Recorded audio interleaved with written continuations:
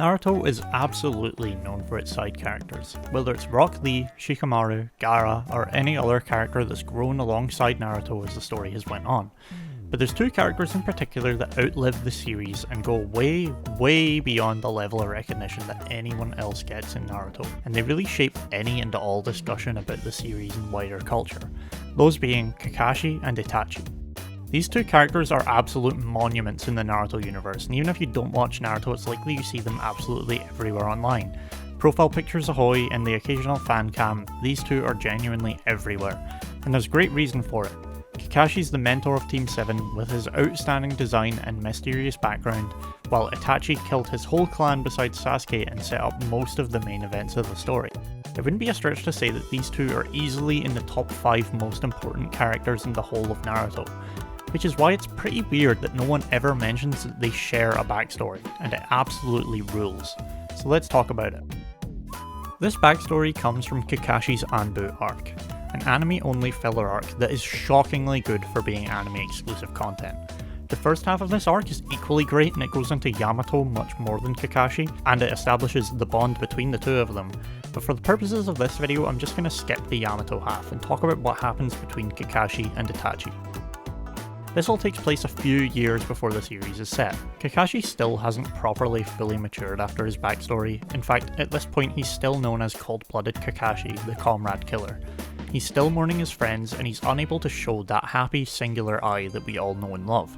Kakashi's deep in work in the Anbu Black Ops for the village at this point, and he's essentially the greatest assassin currently working in the Leaf, or perhaps the greatest assassin they ever had. And after a long escapade working with Yamato, Team Ro is set up. Yamato joins as a member of Kakashi's team, but they don't have extra staff to add in to make their team a unit of 3, as is the standard squad size in Naruto. During this lull in his work life, we see his friends, mostly Guy, attempt to get him to take a break and relax with them, but Kakashi wordlessly declines and Guy won't have it. He pleads with Hiruzen to join the Anbu himself, but Hiruzen's certain that Guy's skills will be of no use in the Anbu, much to his upset. But upon leaving, he runs into Danzo and pleads with him to enter the Foundation, but Danzo simply says, "I'm afraid that you lack it." Huh? Lack what? You lack darkness. And thus begins the main theme of this sub-arc, Inner Darkness, and immediately afterwards we see Kakashi informed of his new member joining his unit, the youngest Anbu in the village's history, Itachi Uchiha. Poorly animated baby Itachi shows up, and we get to the main content of the arc. Itachi learning the ropes of being in the Anbu, and like all things, Itachi takes to it with flying colours, but Yamato still can't really grasp the decision to have him join the Anbu.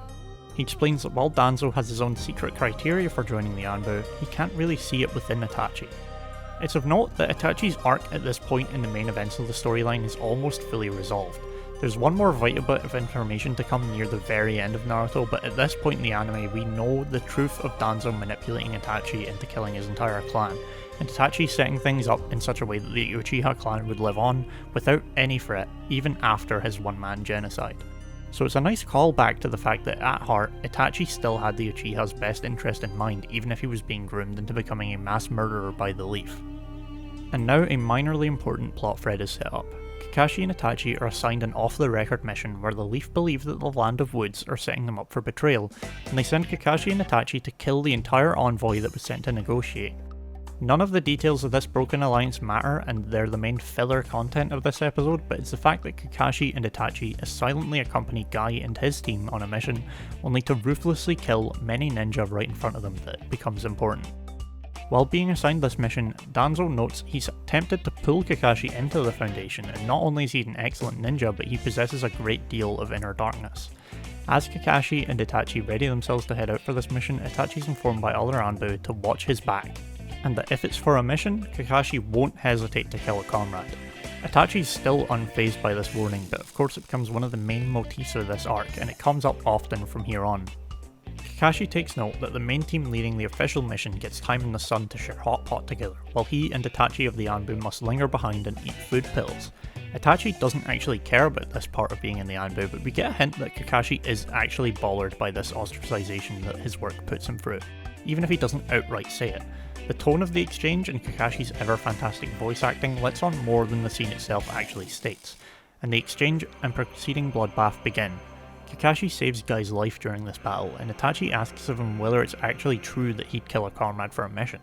Kakashi states he would never let a comrade be killed, and that's why he was entrusted with his Sharingan, which sets up the core dynamic between the two for the episode. After this skirmish, Itachi finishes off the wounded, and Guy is disgusted by the cold-blooded murder committed by the pair, and what it has caused his friend and such a young child to become.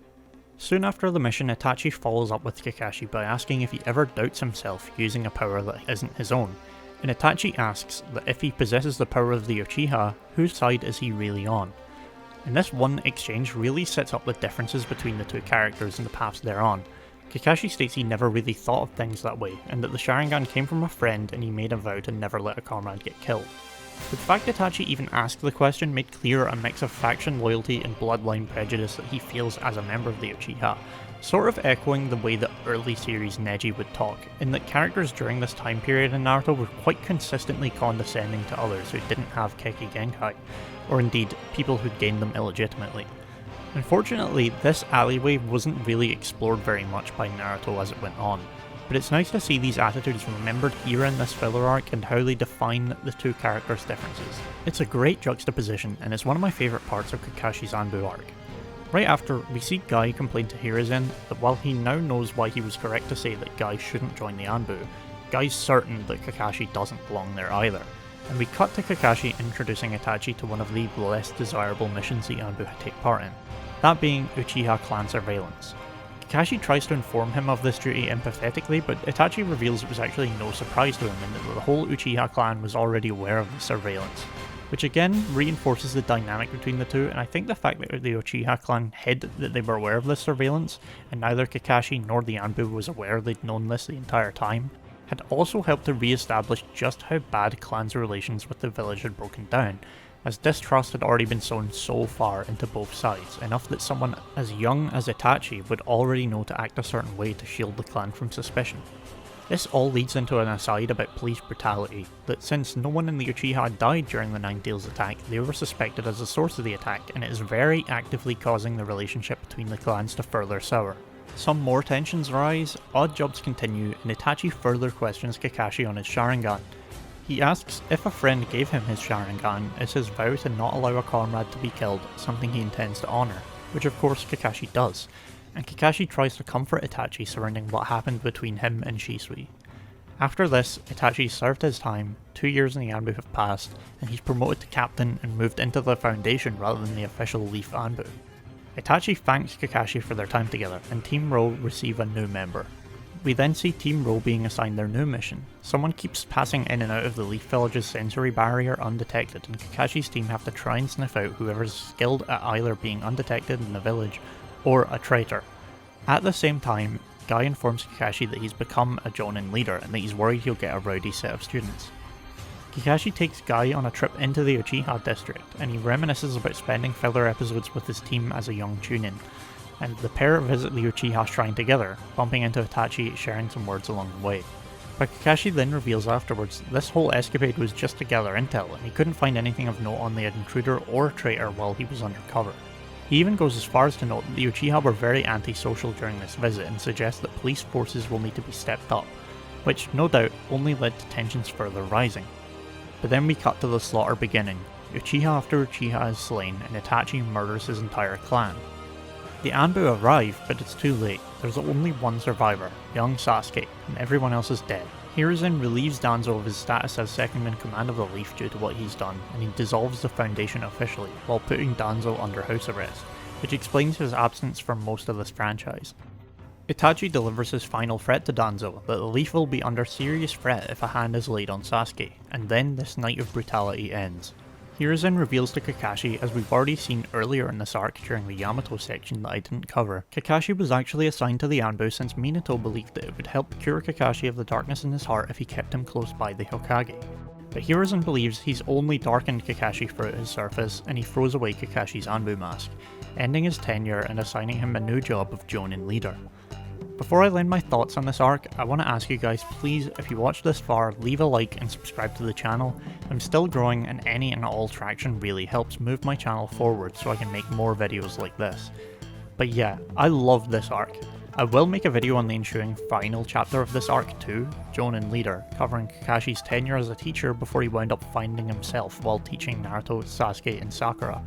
But I wanted this video just to cover the Itachi and Kakashi segment, given they're the two biggest forces in the show that don't get a lot of screen time and development together compared to the rest of the cast, and I feel that what was shown here was more than worthwhile to learn about them and their journey to becoming the people that they were. And I really love that almost all the storytelling here is done through dramatic irony. Neither Kakashi nor Itachi ever outwardly state or discuss the inner turmoil both are going through. Instead, it's all on the viewer to read between the lines and know what the things they say are informed by, that then provides the depth within their exchanges together. To round things off, I was really shocked to see all of this content being tucked away in a filler arc. A lot of this info and the dichotomy between the two characters informs a ton of the core conflict and events of the entire franchise. I'm not only impressed that filler content would be to such high quality, but also slightly saddened it isn't canon. Although the entire content of this arc is to such a high standard, it's easily all info I'll be headcanoning from now on. That's all for this video, but if you guys are interested in seeing the other two sections of this arc with Kakashi and Yamato, leave a comment asking what you'd like me to cover and I'll do my best to get around to it in the near future. With that, as always, I'm gonna ask you guys, stay safe.